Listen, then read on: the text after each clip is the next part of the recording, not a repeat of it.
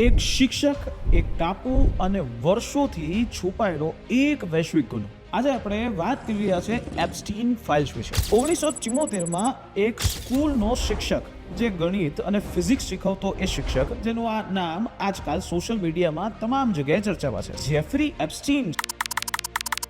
Jeffrey Epstein. Jeffrey Epstein. Jeffrey Epstein. Jeffrey Epstein છે એ યુએસએમાં રહેતો હતો.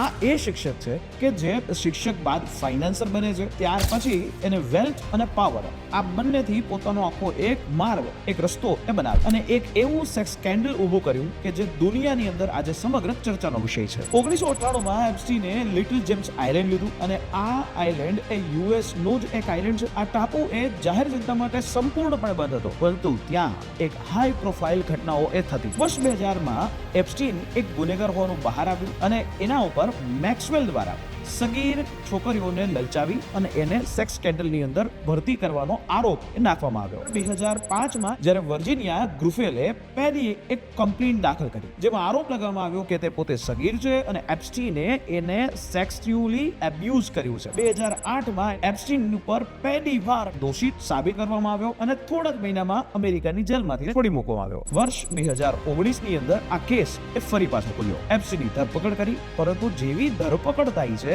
એના થોડા જ સમયની અંદર જેલમાં એમનું મૃત્યુ થઈ જાય છે અને સત્તાવાર રીતે એ ઉલ્લેખ આવે છે કે જેપ્સ્ટીનની હત્યા આત્મહત્યાથી જે છે એનું મૃત્યુ થાય છે. પરંતુ પ્રશ્ન હજી એ જ રહી છે કે શું એ આત્મહત્યાથી? 2021માં મેક્સવેલ, જે એપ્સ્ટીન સાથે જે સંકળાયેલા હતા, એમને પણ હ્યુમન ટ્રાફિકિંગના કેસની અંદર દોષિત સાબિત કરવામાં આવ્યા. 2024માં યુએસની કોર્ટે એપ્સ્ટીન ફાઇલોને ઓપન કરવાની, પબ્લિક ડોમેઇનમાં મૂકવાનો આદેશ આપ્યો. આ ફાઇલોની અંદર ઘણા બધા આવા નામી અનામી અભિનેતાઓ, ફિલ્મ સ્ટારો, એક્સ પ્રેસિડેન્ટો, બધા લોકોના નામ એ જાહેર કરવામાં આવ્યા. 2025માં ડોનાલ્ડ ટ્રમ્પનું પણ નામ આની અંદર આવ્યું અને જે આપણે હાલ તમામ મીડિયાની અંદર જોઈ રહ્યા છે.